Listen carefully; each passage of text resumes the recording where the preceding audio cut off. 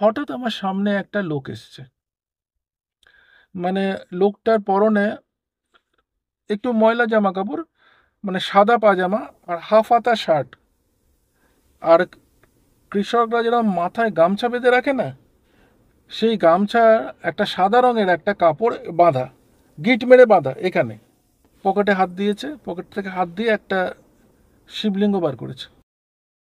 শিবলিঙ্গ বার করে বলছে, তুমি ले যাও।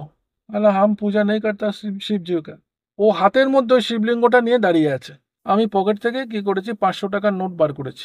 খেপে বলছে, दुनिया में पैसा से सब कुछ नहीं मिलता, जिसका जो मिलना है वो मिलते रहेगा, और जिसका जो नहीं मिलना वो 1000 বার ढूंढने से भी नहीं मिलेगा।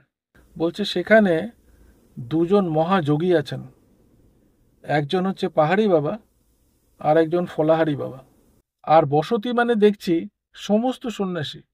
মানে জায়গাটায় মনে হচ্ছে সন্ন্যাসীর মেলা বসে গেছে। সামনে 3-4 জন আসছে সন্ন্যাসী। তাদেরকে জিজ্ঞেস করলাম যে এখানে ফলহারি বাবা বলে কেউ আছে, চেনেন? বলছে কি করবেন ওনার কাছে গিয়ে, উনি তো কারোর সাথে কথা বলেন না, কারোর সাথে দেখা করেন না। বললাম বলুন না উনি কোথায় থাকেন, সে ওনার জায়গাটাই দেখে চলে যাব। ওরা হাত দিয়ে আমাকে দূরের একটা কুটির দেখিয়ে দিল। চন্দনবাবু, আপনাকে আমি একটা কথা বলে দিই, এই ফলহারি বাবা সম্পর্কে বা মা সম্পর্কে আমার স্বল্প বুদ্ধিতে যা মনে হয়েছে, এনারা দুজন অত্যন্ত উচ্চমার্গীয় সাধিকা এবং সাধক। এবং এই ধরনের সাধক সাধিকার কোনো কথা কিন্তু কখনো মিথ্যা হয় না। এটা দুটো ঘটনার কথা চন্দনবাবু আপনাকে বলছি। 1998-এ আমি আমার ওয়াইফকে বললাম, দেখো ওঙ্কারেশ্বর যে জ্যোতির্লিঙ্গ, এই জ্যোতির্লিঙ্গ তো আমি দর্শন করিনি, চলো। তো 1998-এ আমরা ইন্দোর পৌঁছলাম, আমি আর আমার ওয়াইফ। তো ইন্দোর থেকে আমরা একটা গাড়ি ভাড়া করে ওঙ্কারেশ্বরের উদ্দেশ্যে রওনা হয়ে গেলাম। এখন ওঙ্কারেশ্বর যাবার মাঝ রাস্তাতেই এটা পড়ে মাহেশ্বর বলে একটা জায়গা আছে। এটা মহারানী অহল্যাবাইয়ের রাজধানী ছিল। আচ্ছা। সেখানে নর্মদার যে ঘাট, এখানে নর্মদার বিস্তারও অনেক। আর ঘাট, এই খুব সুন্দর ঘাট উনি তৈরি করেছেন এখানে মাহেশ্বরে।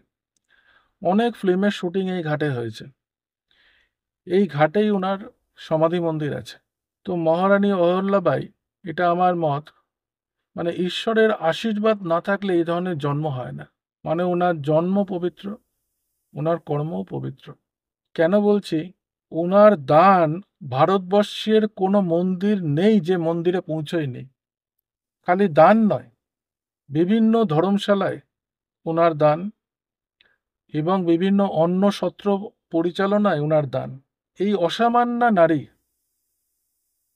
যে ভারতবর্ষে মাটিতে জন্মগ্রহণ করেছিলেন, ঈশ্বরের আশীর্বাদ ছাড়া এ ধরনের জন্ম সম্ভব নয়।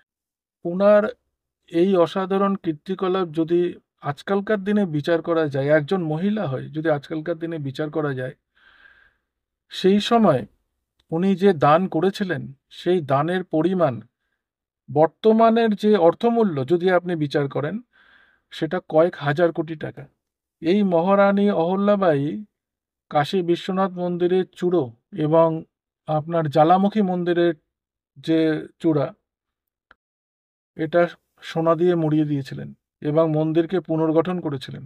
আমি এই মহারানীর সমাধিতে প্রণাম করে, পবিত্র নর্মদার জলকে স্পর্শ করে প্রণাম করলাম।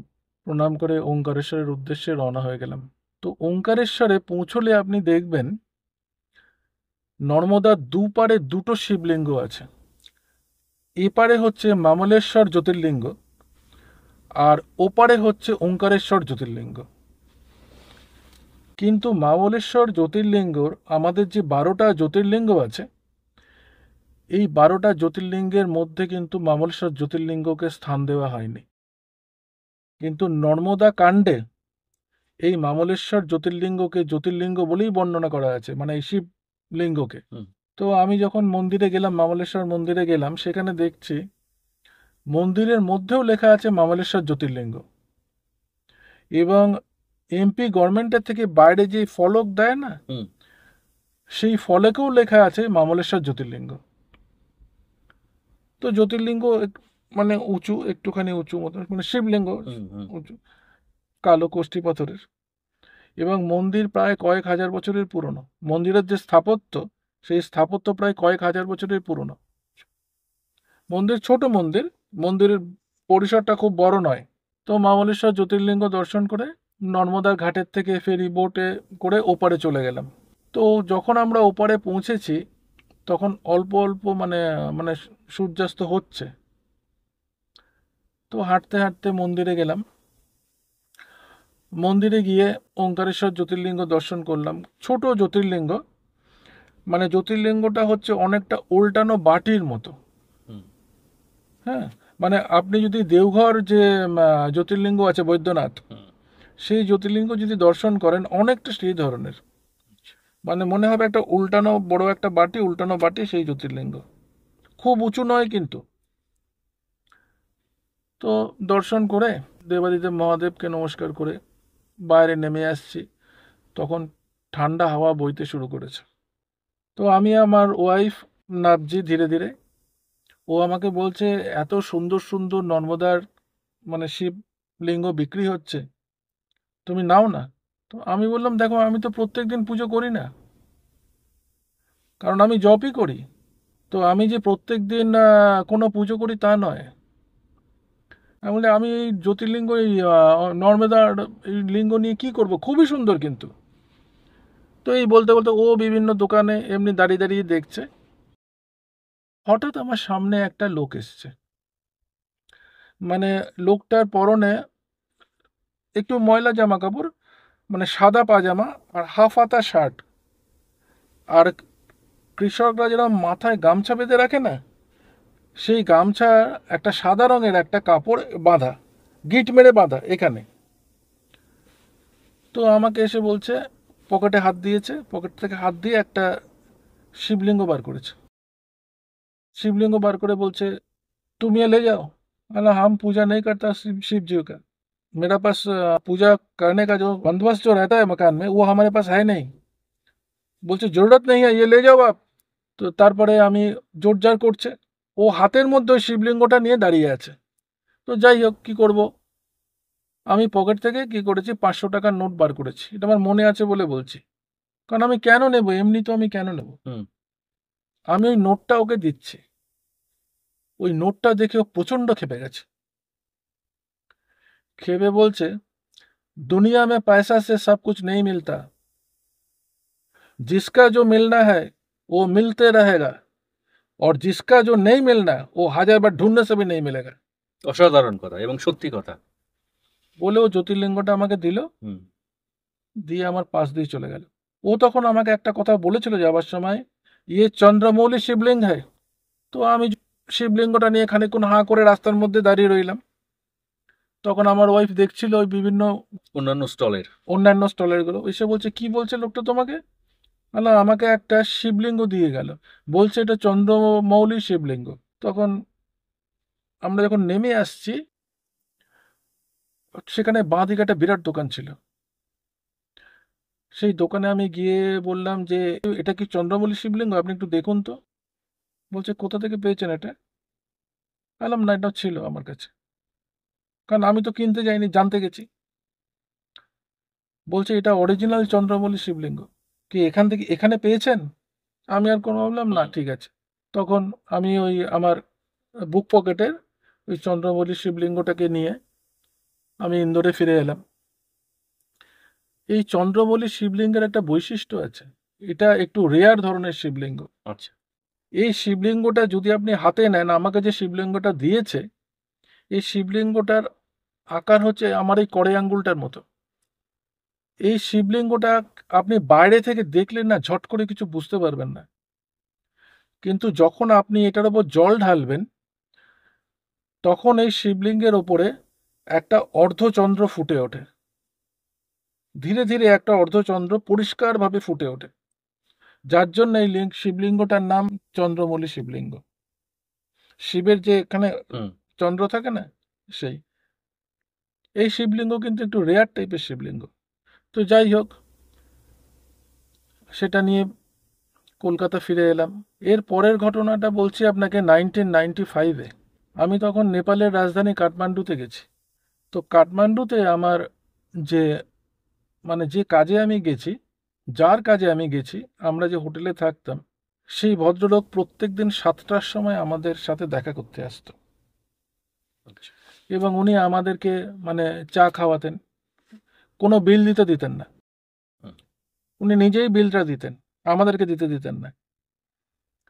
তো এই ভদ্রলোক ছিল নেপালের যিনি কিং ছিলেন, বীরেন্দ্র, রাজা বীরেন্দ্র। রাজা বীরেন্দ্র, এই বীরেন্দ্রের ডিস্টেন্ট রিলেটিভ। তো ওনাদের কাজেই আমি গেছিলাম। তো উনি আমাকে একদিন জিজ্ঞেস করছেন, তখন আমার কাজ প্রায় শেষের মুখে। তো আমাকে জিজ্ঞেস করছে, আপনি কি ফেরার টিকিট নিয়ে এসছেন? আমি বললাম না, আমি তো জানি না কাজ কদিনে শেষ হবে। আমি ফেরার সময় হয় ইন্ডিয়ান এয়ারলাইন্স নয় নেপাল এয়ারলাইন্সের টিকিট নিয়ে চলে যাব। বলছে যদি আপনার কাছে সময় থাকে আপনি নারায়ণঘাটিতে যান। এখন আমার নিজেরও একটু ইচ্ছে ছিল যে গণ্ডকী নদী দর্শন করার, যেখানে নারায়ণশিলা পাওয়া যায়। পাওয়া যায়। তো আমি কোনোদিন আগে দেখিনি। বলছে সেখানে দুজন মহাযোগী আছেন, একজন হচ্ছে পাহাড়ি বাবা আর একজন ফলাহারি বাবা। আমি গেছিলাম দর্শন করতে, কিন্তু আমার সাথে কারোরই দেখা হয়নি। এটা আমি বললাম হ্যাঁ আমার কাছে সময় আছে। বলছে আপনি ওই দিক দিয়ে শিলিগুড়ি হয়ে আপনি কলকাতা ফেরত চলে যান। এখন চন্দনবাবু আপনাকে বলছি, এই নারায়ণঘাটি যে জায়গাটা, এই জায়গাটা কিন্তু কাঠমান্ডু থেকে দূরে, কিন্তু শিলিগুড়ি থেকে কাছে। তো এই নারায়ণঘাটিতে গণ্ডকী নদী আছে, যেখানে নারায়ণশিলা নদীতে যে নারায়ণশিলা পাওয়া যায়। আপনারা হয়তো অনেকেই জানেন, এবার যে রাম মন্দির তৈরি হয়েছে, হুম। এই রাম মন্দিরে যে মূর্তিটা তৈরি হয়েছে, এটা কিন্তু সম্পূর্ণ নারায়ণশিলা, সম্পূর্ণটাই। সম্পূর্ণটাই নারায়ণশিলা। এবং এই নারায়ণশিলা নেপাল গভর্নমেন্ট ইন্ডিয়া গভর্নমেন্টকে প্রেজেন্ট করেছে। আর এটা যে নারায়ণশিলা, এই নারায়ণশিলাটা পরীক্ষা করার জন্য, এগুলো সব আপনি আর্কাইভে পেয়ে যাবেন, পরীক্ষা করার জন্য আমাদের এখানকার জিওলজিক্যাল সার্ভে অফ ইন্ডিয়া থেকে কিন্তু সায়েন্টিস্টরা গেছিল। তো দুটো নারায়ণশিলা এরা পাঠিয়েছিল অযোধ্যাতে যখন পৌঁছেছে, তার মধ্যে একটাকে ওরা চুজ করেছে যেখান থেকে বর্তমান রামের মূর্তিটা তৈরি হয়েছে। প্রভু রামের মূর্তিটা যে তৈরি হয়েছে সেটা ওই একটা শিলা থেকে। এখন এই নারায়ণ শিলাটা যখন আসছে নেপাল থেকে ইন্ডিয়াতে, কি বলবো আপনাকে, হাজার হাজার লোক রাত জেগে অপেক্ষা করেছে এই নারায়ণশিলাকে দর্শন করার জন্য। আচ্ছা। তারা এই নারায়ণশিলাকে পুজো করেছে, তারপরে এই নারায়ণশিলা ভারতে প্রবেশ করেছে। খুবই দুর্লভ ঘটনা। খুব দুর্লভ ঘটনা। হুম।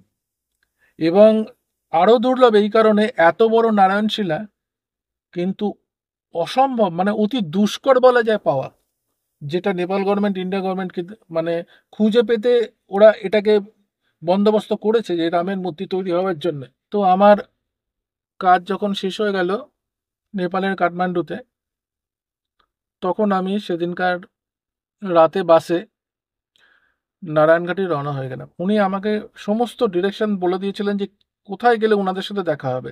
তো হোটেলে উঠেছি, হোটেলে উঠে তারপরের দিন গাড়ি ভাড়া করার জন্য গেছি। আমাকে যেটা বলেছে, মানে উনি যেটা বলেছিলেন, সেটা হচ্ছে 35 কিলোমিটার দূরে নারায়ণঘাটি যে টাউন, সেই টাউন থেকে 35 কিলোমিটার দূরে এই জায়গাটা। আচ্ছা, অনেকটাই দূর। তখন আমি একটা গাড়ি ভাড়ার জন্য গেলাম। এখন কোনো গাড়ি যেতে চাইছে না। যার সাথেই কথা বলি সে বলছে না আমরা যাবো না, তার কারণ রাস্তা অসম্ভব খারাপ, আপনি ইয়েতে চলে যান, বাসে চলে যান। কি করব, শেষে বাসে উঠলাম। প্রত্যেক ঘন্টায় একটা বাস, তাও বাস মানে হচ্ছে বড় বাস না, মানে মিড সাইজ বাস। তো 4-5 কিলোমিটার তো গেছি, যাওয়ার পর রাস্তা খারাপ হয়েছে। আর বাস যেভাবে যাচ্ছে চন্দনবাবু, কি বলবো আপনাকে, বাসে উঠে ভাবছি কেন এলাম। মানে বাসের তো একটা আমি সিট পেয়েছি, আমি সিটে বসেছি, আর যারা পায়নি তারা দাঁড়িয়ে আছে। একবার আমরা ওদের গায়ে পড়ছি, আর একবার ওরা আমাদের গায়ে পড়ছে। অসম্ভব খারাপ রাস্তা, গা হাত পা মানে পুরোই ব্যথা হয়ে গেছে। এবার যখন পৌঁছলাম সেই জায়গায়, তার 2 কিলোমিটার আগে থেকে রাস্তায় নেপালের পুলিশ ডান্ডা ফেলে দিয়েছে। বলছে আর বাস যাবে না, আপনারা সব এখানে নেমে যান, সামনের রাস্তা আরো খারাপ, হেঁটে যেতে হবে। মানে বাসের থেকে নামলাম, অসম্ভব ব্যথা করছে গোটা শরীর। বাসের যে ড্রাইভার তাকে জিজ্ঞেস করলাম, বলছে বাবু 5টায় এখান থেকে লাস্ট বাস ছেড়ে যায়, আপনি অতি অবশ্যই চলে আসবেন, কারণ কি এরপরে আর যেতে পারবেন না। বললাম ঠিক আছে, আগে তো ওর থেকে বাসে চড়ার থেকে 2 কিলোমিটার আগে হাঁটি, হুম। ওটা বরঞ্চ অনেক ভালো। না, তারপর তো এত রাস্তা খারাপ। তারপরে হেঁটে হেঁটে সেই জায়গাতে পৌঁছলাম। এখন রাস্তায় যেতে যেতে দেখছি, মানে আমি যে সময় গেছিলাম সেই সময় রাস্তায় পোস্টার দেওয়া আছে, দেখছি যে কেউ যদি নারায়ণশিলা এখানে বিক্রি করে তার 5,000 টাকা ফাইন আর 5 বছর জেল। মানে নেপাল গভর্নমেন্টের থেকে পোস্টার দেওয়া আছে। তো এবার ওই জায়গাটাতে যখন পৌঁছলাম, পৌঁছে আচ্ছা আগে একটু চা খাই, তো দোকানে চা খেতে গেছি, চা দিয়েছে, খাচ্ছি। আর জিজ্ঞেস করলাম যে এখানে ফলাহারি বাবা বা পাহাড়ি বাবা ওনাদেরকে কোথায় পাবো, ওনাদের বাড়িটা কোথায় দেখিয়ে দাও। বলছে এই নামে এখানে কেউ থাকে না, আমরা চিনি না। বললাম, সে কি কথা, এত নাম এত সিদ্ধ সাধকের এদেরকে কেউ চেনে না। যাই হোক, সে নাই জানতে পারে। এবার তারপরে 2-3টে জায়গায় আরো জিজ্ঞেস করলাম, তারাও বলতে পারছে না, বলছে না আমরা চিনি না। শেষে একজন পুলিশকে জিজ্ঞেস করলাম, পুলিশ বলছে আমি চিনি না। আলাম তাহলে গন্ডকী নদীটা কিভাবে যাবো এখান থেকে, কারণ উনি তো আমাকে পুরো হুম। জায়গাটা বলে দিয়েছেন। হুম। বলছে সামনে গিয়ে আপনি একটু এগোন, এগিয়ে গিয়ে আপনি ডান দিকের রাস্তা নেবেন, সেটা সোজা গন্ডকী নদীতে চলে যাচ্ছে। তো আমি গন্ডকী নদীতে গেলাম, মানে জল প্রায় নেই বললেই চলে, খুব বেশি হলে 1.5 হাত মতো জল হবে। আর চারিদিকে অসংখ্য মানে নুড়ি পাথর বড় বড় শিলা সব পড়ে রয়েছে। আর ওপারটা পুরো জঙ্গল, মানে এদিকে নদী বইছে, তো আমরা এদিকে দাঁড়িয়ে রয়েছে, আর ওপারটা পুরো জঙ্গল। লোক বসতি নেই। লোক বসতি আছে, এপারে আছে। তারপরে ওখানে দাঁড়িয়ে গন্ডকী নদীকে প্রণাম করলাম, প্রণাম করে চলে এলাম। এবার তো খুঁজতে হবে, প্রচুর বসতি চারিদিকে।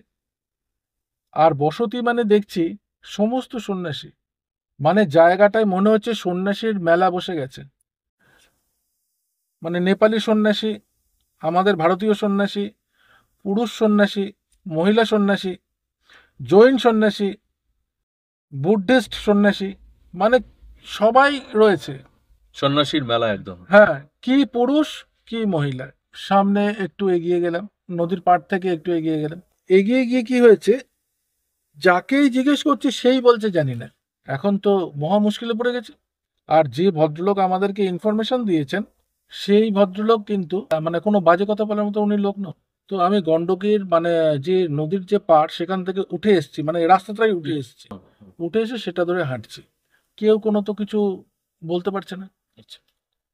এবার সামনে দেখছি 2-3 জন সন্ন্যাসী আসছে, আর তখন বসতিও না, এর মধ্যে আমি কিন্তু আধা কিলোমিটার হেঁটে ফেলেছি আচ্ছা, নদী তীর ধরে। তীর ধরে। তখন সামনে 3-4 জন আসছে সন্ন্যাসী। তাদেরকে জিজ্ঞেস করলাম যে এখানে ফলহারি বাবা বলে কেউ আছে, চেনেন? বলছে কি করবেন ওনার কাছে গিয়ে, উনি তো কারোর সাথে কথা বলেন না, কারোর সাথে দেখা করেন না। বললাম বলুন না উনি কোথায় থাকেন, সে ওনার জায়গাটাই দেখে চলে যাব। ওরা হাত দিয়ে আমাকে দূরের একটা কুটির দেখিয়ে দিল।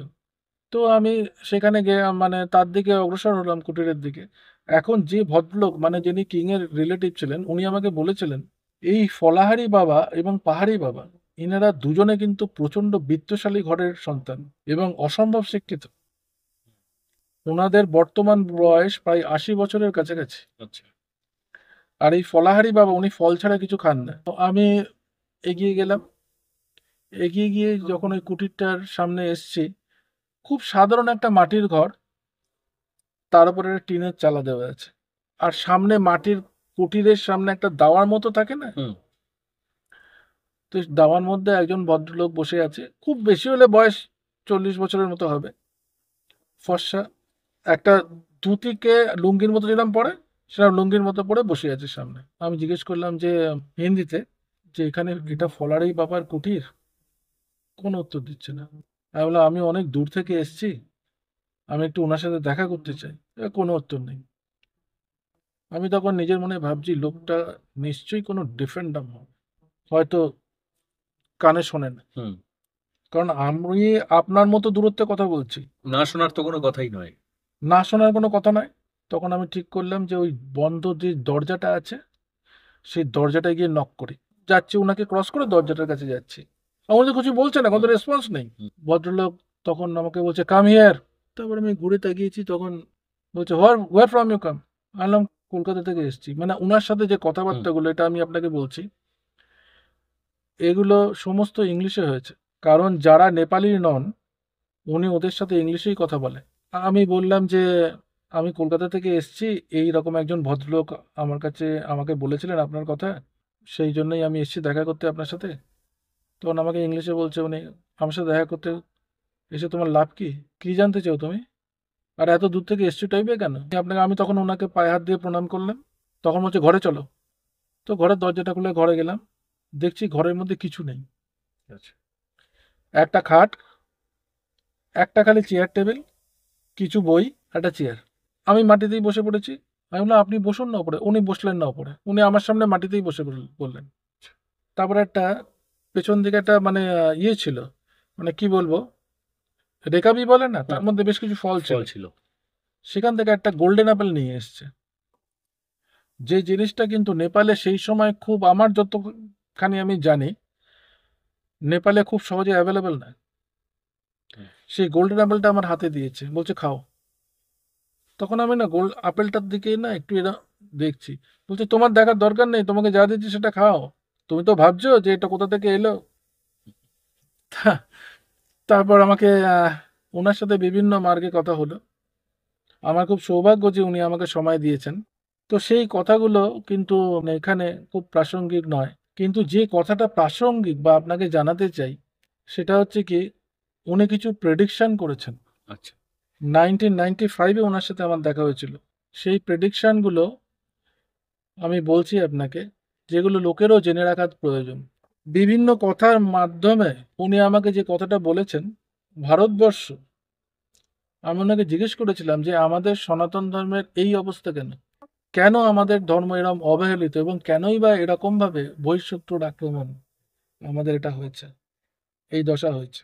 তখন উনি আমাকে যে কথাগুলো বলেছিলেন, টিবেট, আফগানিস্তান, পাকিস্তান, বাংলাদেশ তো সবে হয়েছে 1947-এ ভাগ হয়ে, শ্রীলঙ্কা, নেপাল এবং ভুটান, এরা সবই ভারত ভূমিরই অন্তর্গত। হুম।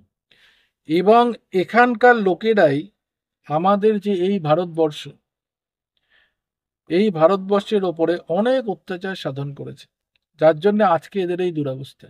এবং উনার বক্তব্য যেটা, সেই বক্তব্যটা হচ্ছে কি, এরা ভারতবর্ষ এদের মাতা পিতা, এরা নিজের মাতা পিতাকে খুন করেছে, এরা নিজের মাতা পিতাকে হত্যা করেছে, এবং সেই জন্যে এরা প্রতি পদে আজকে ভুগছে। উনি যেটা বলেছেন সেটা হচ্ছে কি, এই নেপাল, ভুটান যেটা, বা পাকিস্তান, আফগানিস্তান, ইভেন টিবেট, বাংলাদেশ তো ছেড়েই দিন, এরা ভোগান্তি এদের শেষ হবে না। এবং এদের অস্তিত্ব, মানে একটা স্বাধীন রাষ্ট্র হিসেবে যে অস্তিত্ব, এই অস্তিত্বটাও এরা হারিয়ে ফেলবে। ভবিষ্যতে নেপাল এবং ভুটানও তার অস্তিত্ব হারিয়ে ফেলবে। এবং উনার প্রেডিকশন অনুযায়ী নেপাল, ভুটান ভারতের সাথে যোগ দেবে। আফগানিস্তানে 2050 সাল পর্যন্ত কোনো শান্তি আসবে না, ওরা নিজেদের মধ্যে নিজেরাই মারামারি করে মারা যাবে, বা এমন ভয়ঙ্কর পরিস্থিতির সৃষ্টি হবে যে সৃষ্টিতে ওখানকার লোক সংখ্যাই খুব কমে যাবে। পাকিস্তান এক ধরনের মরুভূমিতে পরিণত হবে, এবং বাংলাদেশের মধ্যে 50% বাংলাদেশ এটা জলের তলায় চলে যাবে। এবং উনি আমাকে যেটা বারবার বলেছেন, কোনো দেশ যদি থেকে থাকে এদেরকে সাহায্য করার জন্য, তা একমাত্র ভারতবর্ষ। ভারতবর্ষ ছাড়া, এরা যদি ভেবে থাকে যে ভারতবর্ষ ছাড়া অন্য কোনো দেশ এদেরকে হচ্ছে কি মানে সাহায্য করবে, বা অন্য কোনো দেশের সাহায্যে এরা তাদের যে পুরনো যে স্থায়িত্ব বা স্থিতি, কি অর্থনৈতিক, কি অন্যান্য কিছু সামাল দিতে পারবে, সামাল দিতে পারবে না। এটা ওনার প্রেডিকশন, আচ্ছা। ফলাহারি বাবার। ফলাহারি বাবার প্রেডিকশন। এবং সত্যি কথা বলতে বিষ্ণু উষ্ণায়নের যে দাপট, সেই দাপটে তো সাগরের জল বৃদ্ধি পাচ্ছে। আবহাওয়া তো মানে চরিত্রগত বদল এসেইছে, আমরা প্রত্যেকেই সেটা অনুভব করি। এবং সেটা বৈজ্ঞানিকেরাও বলছেন, পরিবেশবিদরাও বলছেন যে মানে উপকূলবর্তী যে সমস্ত দেশ, সেই দেশগুলো বেশিরভাগ অংশ জলস্তরের নিচে চলে যাবে, সমুদ্রের জলের।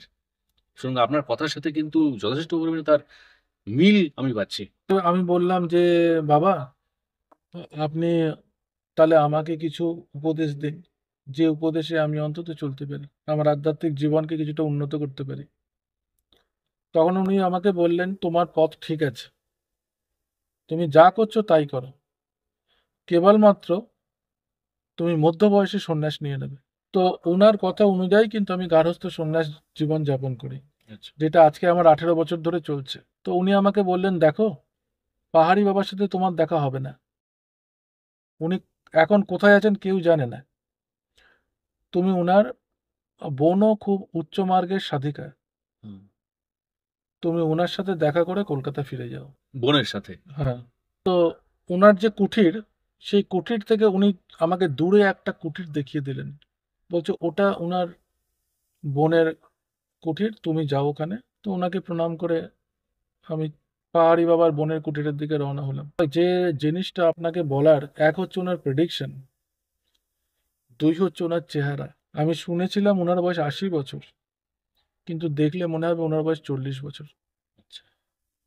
80 বছরের বার্ধক্যের কোনো চিহ্নই ওনার শরীরে নেই। তো এই অসাধারণ এক যোগীর সাথে আমার সাক্ষাৎ হয়েছিল। ওনার বোনের সাথে সাক্ষাৎ আপনার হয়েছিল? হ্যাঁ, আচ্ছা, সেখানে বলার মতো কোনো ঘটনা হ্যাঁ। যদি থাকে? তো তারপরে ওনার বোনের কুঠিরে আমি দেখা করলাম। সেখানে যখন কুঠিরে দেখছি, যখন পৌঁছেছি, সেটা ওই মাটিরই কুঠির, ওপরে আপনার হচ্ছে কি টিনের মানে ছাউনি। আচ্ছা, ওনার নামটা যদি বলেন। ওনার নাম আমি জানি না, উনি পাহাড়ি বাবার বোন, এইভাবেই। এইটুকুই। এইটুকুই। ওনার নাম আমি জিজ্ঞেস করিনি, কিন্তু পাহাড়ি বাবা আমাকে বলেছেন উনি অত্যন্ত উচ্চমার্গের সাধিকা।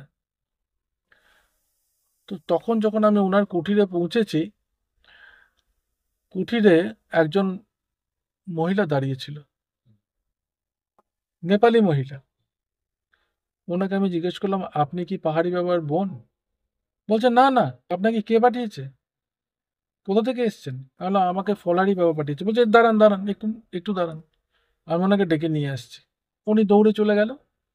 কিছুক্ষণ বাদে একজন মহিলাকে সাথে নিয়ে এলো, মানে মাঝারি হাইট, 5 ফুট 4-5 ইঞ্চি হাইট, সুন্দর দেখতে, নেপালি। উনি বলছেন, এসো এসো, বসো বসো। তো বসলাম, উনিও বসলেন। সেই সময় ওনার বয়স 75 বছর। আমার যেটা সবচেয়ে ওনার ভালো লেগেছে সেটা হচ্ছে ওনার হাসিটা, মানে সব সময় হাসছে। তো আমি জিজ্ঞেস করলাম যে, মা, আপনি কিছু বলুন আমাকে আধ্যাত্মিক চেতনা সম্পর্কে। তখন আমাকে বলছে, তোমাকে তো পাহাড়ি বাবা সব বলে দিয়েছে। তখন মনে মনে খুব আশ্চর্য হয়ে গেছে, কি করে জানলো? আমাকে আমার এই গারস্থ সন্ন্যাস সম্পর্কে বলেছে। তো বলছে, উনি তো সব তোমাকে বলে দিয়েছে, আমার তো আর বলার কিছু নেই। ওনার সাথে তো তোমার অনেকক্ষণ ধরে কথাবার্তা হয়েছে। উনি যত কথা বলছে না, তত আমি মানে আমার বিস্ময়ের একটু ঘোর লেগে গেছে, যে তার মানে আমি যে ওনার সাথে যে কথাগুলো বলেছি সব কথাগুলো উনি জানে। তো তারপরে ভদ্রমহিলা ইশারা করছে, যে ভদ্রমহিলা ওনাকে নিয়ে এলো তাকে ইশারা করছে, বলছে, তুমি উনুনে আগুন দাও, আমি ওনার জন্য রান্না করব। এখন আমি একটু একটু বুঝি, সব কিছু তো আর বুঝি না। তখন আমি বললাম যে, মা, আমি কিন্তু খাবো না।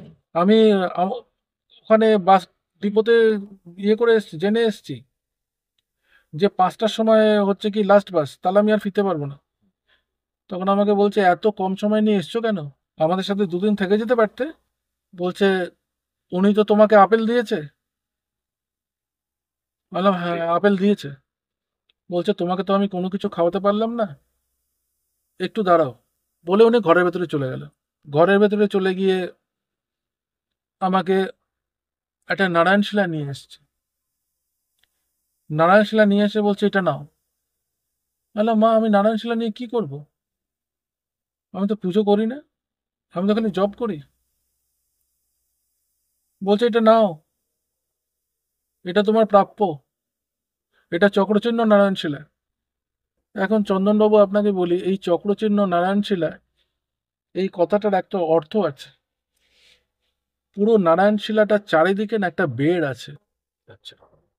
সেই বেড়টা এতখানি, মানে যে শিলাটা আমাকে দিয়েছে।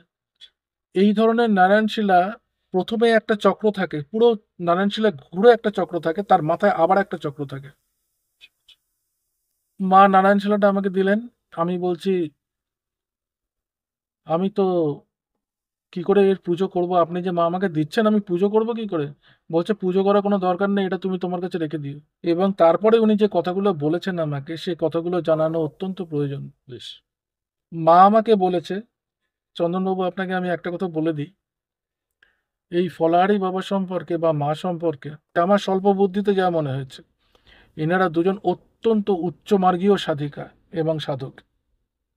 এবং এই ধরনের সাধক সাধিকার কোনো কথা কিন্তু কখনো মিথ্যা হয় না। কারণ এনারা যে কথাগুলো বলেন, এই কথাগুলো হচ্ছে কি যুগ যুগান্ত ধরে সত্যি। হুম। সাধারণ মানুষ অনেক কিছু মনে করতে পারে, কিন্তু এদের কথা কখনো মিথ্যা হয় না। উনি আমাকে যে কথাগুলো বলেছেন, মা, তার কথা বলছি আপনাকে। মা আমাকে বলেছেন, তোমাকে কে বলেছে যে ব্রাহ্মণ ছাড়া কেউ নারায়ণশিলা পুজো করতে পারে না? প্রত্যেকের নারায়ণশিলা পুজো করার অধিকার আছে, সে ব্রাহ্মণ হোক, ক্ষত্রিয় হোক, শূদ্র হোক, বৈশ্য হোক। আর মহিলারা নারায়ণশিলা পুজো করতে পারে না? সমস্ত মহিলা নারায়ণশিলা পুজো করতে পারে। আমি আপনার মাধ্যমে এই কথাটা বলতে চাই, যে সমস্ত মহিলা মনের মধ্যে এই দুঃখ পোষণ করছেন যে আমার বাড়িতে হয়তো নারায়ণশিলা আছে কিন্তু আমি পুজো করতে পারি না তাকে, হুম। আপনারা নিশ্চিন্ত মনে নারায়ণশিলা পুজো করুন। আমি জোর দিয়ে এই কথা আপনাদেরকে বলছি, এতে আপনাদের কোনো অমঙ্গল হবে না, মঙ্গল ছাড়া কখনো আপনাদের অমঙ্গল হবে না। আপনারা নিশ্চিন্তে পুজো করুন। এবং যারা নিজেরা মনে করছেন, যারা জানেন যে এনারা আমরা ব্রাহ্মণ নই, আমরা ক্ষত্রিয়, বৈশ্য বা শূদ্র, আপনারাও নিশ্চিন্ত মনে নারায়ণশিলা ঘরে এনে পুজো করুন। কারণ ঈশ্বর আপনাদের মাতা পিতা। নিশ্চয়ই। সন্তান যদি তাকে পুজো করে, তার কখনো কোনো অমঙ্গল হয় না, সে যেভাবেই তাকে পুজো করুক। তো মার সাথে কথাবার্তা বলে মাকে প্রণাম করে আমি বাসে উঠলাম। আর মনে মনে ভাবছি, আর কোনোদিন হয়তো এদের সাথে আমার দেখা হবে না। যদি 2 দিন হাতে সময় নিয়ে আসতে পারতাম, তাহলে তো আমি আরো অনেক কিছু জানতে পারতাম। আবার সেই ভয়ঙ্কর রাস্তা দিয়ে লাফাতে লাফাতে হুম। হোটেলে ফিরলাম। সারা গা ব্যথা হয়ে গেছে। দোকানের থেকে পেন কিলার কিনে হোটেলে ফিরে এলাম। তো চন্দনবাবু, আমার একটা অনুরোধ, যে কখনো যদি আপনি সময় পান, একদিন আমার বাড়িতে আসুন। আচ্ছা। এই চক্রচিহ্ন নারায়ণশিলা আর চন্দ্রমৌলি শিবলিঙ্গ একটু দর্শন করে যান। আমি নিশ্চয়ই যাব। কারণ কি, এক, এটা আমি প্রাপ্ত হয়েছি, তার জন্য নয়, এই দুটো একটু বিশেষ ধরনের শিবলিঙ্গ এবং নারায়ণশিলা। নারায়ণশিলা অনেকের বাড়িতেই আছে, শিবলিঙ্গও অনেকের বাড়িতে আছে। তো যদি সময় পান, একবার আসুন। খুব দুর্লভ একটি জিনিস আপনার কাছে রয়েছে। এটার পেছনেও হয়তো কর্মফল রয়েছে। পূর্বজন্মের একটা সুকৃতি এটার অন্তরালে কাজ করেছে বলে আমার মনে হয়। এবং বর্তমান জন্মের যে মেলামেশা অবশ্যই তার সঙ্গে যুক্ত থাকে। তার একটা তো একটা প্রভাব থাকে।